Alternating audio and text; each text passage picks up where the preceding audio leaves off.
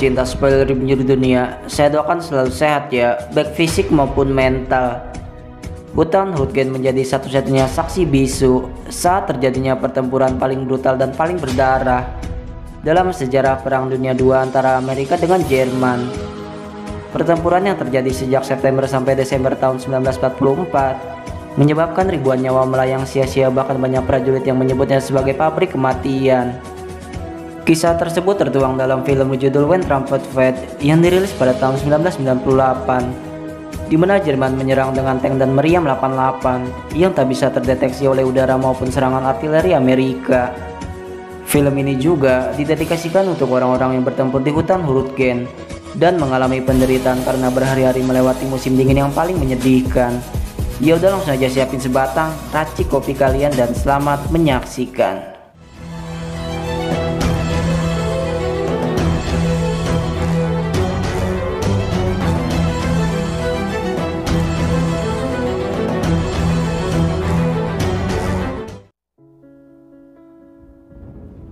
Hang in there, Bobby.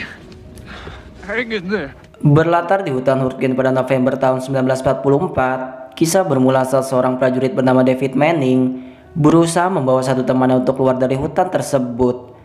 Mereka baru saja mengalami pembantaian tragis yang menyebabkan mereka harus tertinggal dari semua unitnya. Namun saat David ingin bersama memperjuangkan hidupnya, Bobby justru mengalami psikis terganggu dan enggan melanjutkan perjalanan. Ia pun dipaksa harus mengambil keputusan, yakni memilih untuk membunuhnya. Relax. Fine, I'm not gonna touch you. Don't leave me here like this. David. Setelah kejadian itu, David tiba di rumah sakit lapangan divisi infanteri ke-28. Ia pun berusaha mencari kompinya yang masih selamat, namun yang terlihat hanyalah penampakan prajurit terluka dan ratusan mayat yang tertumpuk mengenaskan. Saat itulah David bertemu salah satu anggota medis yang bernama George. Kurang lebih ia menyampaikan bahwa Kapten Roy mencari anggota dari divisinya yang masih selamat. Okay. Why do they leave them there like... Setibanya di pos komando, David menghadap Roy untuk memenuhi panggilannya. Ia pun diberitahu bahwa tak perlu lagi mencari keberadaan unitnya, lantaran seluruh batalion tewas kecuali dirinya. Tak hanya itu, ia diperintah untuk masuk ke dalam peleton baru dengan pangkat yang lebih tinggi, yakni menjadi seorang sersan. Jelas David langsung menolak tanpa sedikit pun menyiratkan rasa takut. Ia bahkan meminta untuk diberhentikan dengan alasan di hutan telah melakukan kesalahan fatal. Namun keputusan itu sudah bulat. Roy memilihnya karena ia satu dari ratusan prajurit yang mampu bertahan di hutan paling mematikan. Sergeant? Yes. Dismissed. As hard as this may be for you to swallow, good. Now get out of my sight. Selepas itu, sekelompok tentara rekrutan tiba untuk menggantikan pasukan yang lama. Beberapa di antaranya adalah Sandy, pria berkacamata, Despin, seorang petani, Baxter yang paling penakut, dan terakhir adalah Sam. Mereka merupakan prajurit hijau yang belum sekalipun turun di medan pertempuran. Saat itulah David menunjukkan mereka sebuah gigi naga, yakni alat yang dipasang sepanjang jalan untuk menahan kekuatan tank Jerman.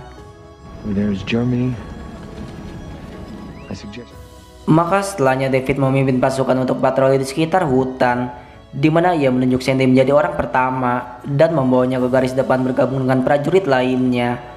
Hal tersebut membuat ia baru menyadari bahwa medan pertempuran tak seperti bayangannya selama ini, di mana tim medis mengungkapkan bahwa Jerman telah menyerang dengan tank selama 1 minggu dan tidak pernah terpantau udara maupun artileri. Fucking army. 30 yards, maybe a little more.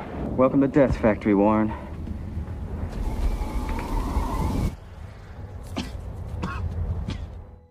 Keesokan harinya, pasukan ditugaskan untuk melacak posisi musuh, di mana setelah 1 malam Sandy berjaga di garis depan, ia kembali dipilih untuk memimpin pasukan menjadi penunjuk jalan.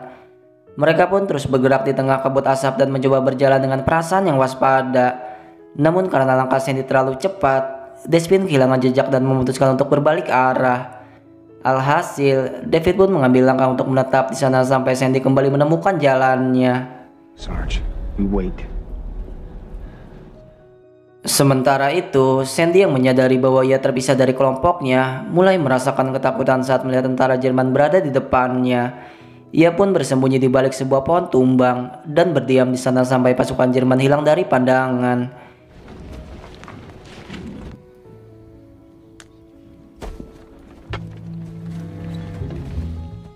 Di sisi lain, David yang merasa situasi mereka terlalu berbahaya, memerintahkan pasukan untuk pergi daripada mengambil resiko besar. Namun seketika, Sandy muncul dalam kondisi selamat dan tidak sedikit pun mengalami luka-luka.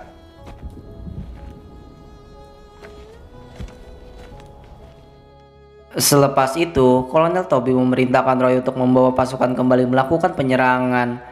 Bahkan meskipun batalion sebelumnya telah tewas seluruhnya, perintah tersebut mutlak dan tidak bisa ditolaknya. Karena pada dasarnya, hidup dan matinya mereka tak pernah berarti bagi para atasan. Thank you. Sebelum keberangkatan, seluruh pasukan diberikan kopi, makanan, bahkan rokok sepuasnya. Hal itu dilakukan sebagai tanda bahwa mereka akan menyerang dan seolah diberi kesenangan sebelum akan bertempur sampai mati. Bahkan saat Sandy tak mau menyentuh makanannya, David mengingatkan bahwa hal kecil itu bisa menjadi sangat berharga.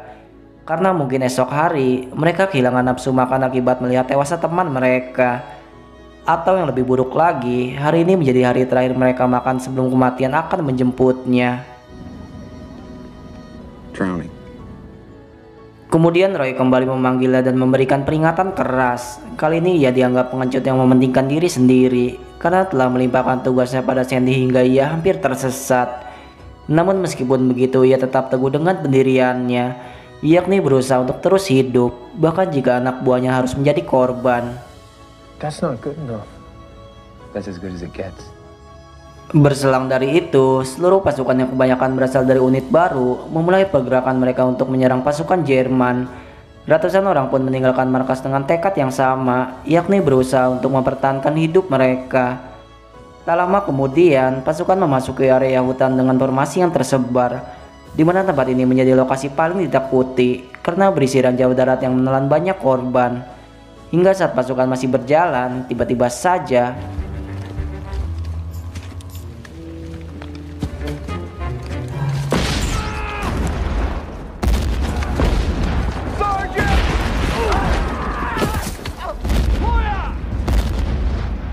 ledakan itu membuat Jerman menjatuhkan meriam sampai seluruh barisan dibuat kacau balau, di mana banyak dari mereka yang gugur dalam kondisi miris, kehilangan anggota tubuhnya bahkan isi perut yang telah berhamburan. Melihat banyaknya korban yang telah berjatuhan, David memberi perintah untuk mundur ke lokasi awal. Karena tak hanya situasi yang semakin kacau, mereka juga tak memiliki tempat berlindung lantaran hutan diserang habis-habisan.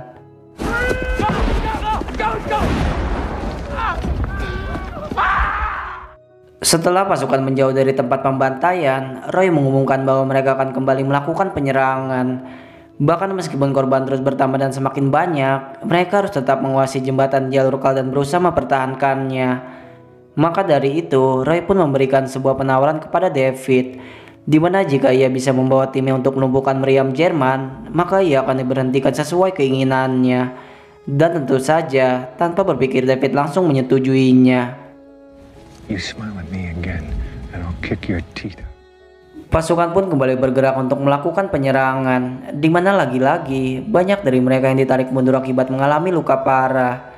Tak sedikit juga yang berhasil tiba di jembatan, namun mereka sulit menembusnya lantaran selongsong peluru menggempurnya dari berbagai arah. Keadaan itu membuat Roy izin mundur untuk membawa pasukannya, namun pimpinan tidak menggubrisnya. Bahkan meskipun pasukan dihabisi satu persatu dan seorang letnan mulai kehilangan akal sehatnya.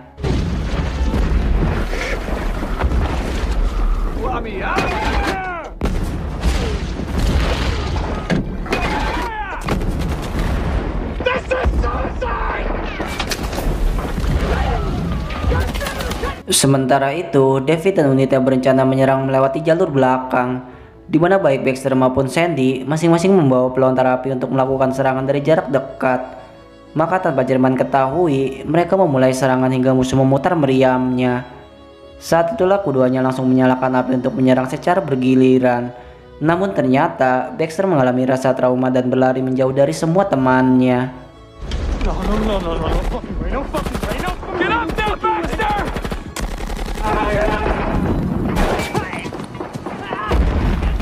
Setelah Setelah melihat Baxter tewas dengan cara yang tragis, Sandy maju meluapkan seluruh amarahnya, di mana pasukan Jerman dibuat tewas tanpa terkecuali. Berikut juga senjata yang dilalap kobaran api. Keberhasilan itu membuat Roy tidak menyangkanya. Begitu juga seluruh pasukan Amerika. Mereka sulit percaya bahwa artileri Jerman telah hancur berserakan. Maka mereka pun langsung mengevakuasi yang terluka, termasuk membawa daftar puluhan nama yang telah tewas. Namun ternyata kebahagiaan itu hanyalah bersifat sementara.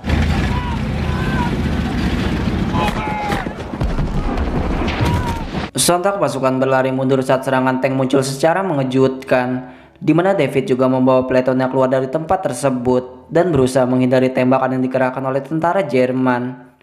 Hingga saat mereka semakin menjauh, Sam malah tertembak sampai setengah wajahnya mengalami kerusakan.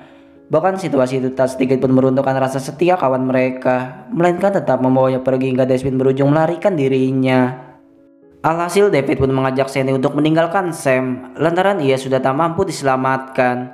Sementara Despin, ia harus pasrah saat keberadaannya tertangkap oleh sekelompok tentara Jerman.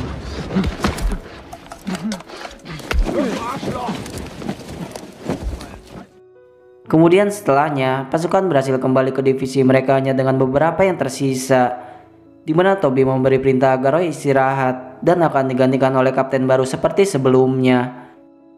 Tak hanya itu, seorang bernama Talbot mengetahui perihal perjanjian dengan Roy sebelumnya, di mana ia berkata bahwa David merupakan prajurit yang sangat menjijikan dan rela meninggalkan seluruh unitnya hanya demi kebebasan pribadinya. Namun ternyata Roy dipulangkan hari ini karena telah mengalami luka-luka, atau bisa diartikan perjanjiannya tidak disahkan dan ia akan kembali ke medan pertempuran. Belum selesai begitu saja, seorang letnan muncul dan menyerang Toby secara tiba-tiba. Tindakannya pun sempat membuat banyak pasukan gempar, lantaran ia mengalami trauma akibat kehilangan banyak pasukannya. Hal itu dibuktikan dari kumpulan kalung identitas yang David serahkan, hingga ia pun dianggap kurang ajar dan diperintah untuk langsung menghadapnya. Report to my command post immediately. David yang kini muak dengan segala perintah atasan, terang-terangan menunjukkan rasa tidak sukanya, di mana ia pun sukses dibuat bungkam saat Toby membacakan surat pernyataan yang sempat ditulis Roy sebelumnya. Kurang lebih surat itu berisi pujian bahwa David merupakan prajurit hebat yang mudah memahami situasi. Oleh karena itu, sikap pembangkang atas sekalipun mempengaruhi kemampuan ia dalam memimpin pasukannya. Surat itu pun ditutup dengan sebuah usulan bahwa ia berhak menjadi pemimpin jika situasi mengizinkan. Maka saat itu juga bukan kebebasan yang ia dapatkan, melainkan tanggung jawab sebagai seorang letnan. You've got no choice in this. Keluar dari sana, Talbot mengancamnya dengan dalih bahwa David telah membunuh Baxter dengan sengaja. Namun ia tidak peduli lagi tentang kematiannya, lantaran esok mereka akan ditugaskan kembali untuk menyerang tentara Jerman. Saat malam harinya, keempat orang itu mulai saling berdiskusi, di mana David menyarankan untuk menyerang malam ini juga, karena ada kemungkinan bahwa mereka bisa pulang dengan selamat. Atau jika mereka ingin ikut menyerang besok bersamaan, mereka akan merasakan kembali pembantaian seperti sebelumnya. Oleh sebab itu, Sandy menjadi orang pertama yang setuju dan disusul oleh keduanya. Pasukan pun langsung berangkat di luar komando kesatuan, di mana sebelum pagi menjelang, mereka membagi tugas untuk mengamankan tiap ranjau yang terletak di garis perbatasan. Hingga setelah rencana itu berjalan mulus, David memotong satu persatu kawat berduri hingga mereka masuk seluruhnya.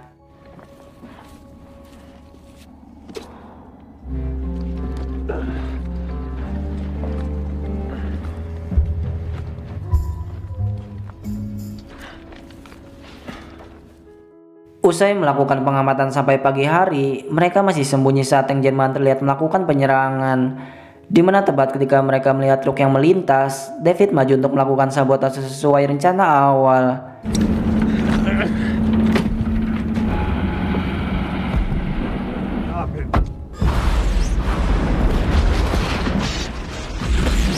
Setelah ledakan menghanguskan sebagian pasukan senjata Jerman, serangan mereka lakukan hingga beberapa tentara Jerman dibuat tumbang. Bahkan berkat kerjasama tim yang solid, mereka mampu menembus pertahanan Jerman hingga porak-poranda. Namun sayangnya, Talbot tertembak hingga ia pun tewas lebih dulu. Hal tersebut membuat David kembali maju dan menyerang mereka membabi buta. Namun satu rekannya ikut tewas setelahnya. Begitupun David yang hendak menolongnya. Ia bersimpuh tak berdaya saat peluru berujung menembus di tubuhnya. Bertepatan dengan itu, tibalah keberangkatan pasukan Amerika menuju ke lokasi pasukan Jerman. Ratusan dari mereka yang kebanyakan berasal dari unit baru, kini diturunkan untuk menggantikan batalion sebelumnya. Sementara itu, Sandy membawa David bersamanya melewati jalur hutan yang kini turun salju. Bahkan di saat keadaan sekarat seperti sekarang, ia sempat-sempatnya menertawakan kondisi mereka karena menganggap bahwa pernah melakukan hal yang sama kepada temannya dulu.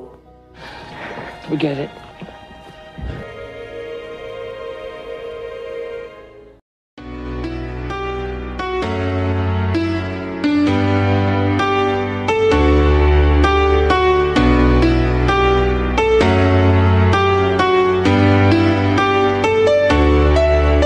Perang di hutan Hurtgen berakhir dengan kemenangan defensif Jerman dan merupakan kegagalan yang menyedihkan bagi pasukan sekutu, di mana Amerika menderita sekurang-kurangnya mencapai 33.000 korban. Konon kekalahan itu disebabkan karena bunker Jerman lebih kuat dan nyaman dibanding bunker pertahanan Amerika. Karena saat turun hujan dan tibanya musim dingin, pasukan Amerika hidup dan berlindung dalam kondisi kedinginan tanpa makanan panas yang berkecukupan.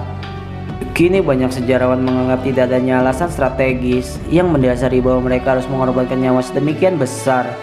Atau benar yang dikatakan David, pasukan terus-menerus dikirim dan mengalami pergantian hanya untuk tewas menyusul yang lainnya.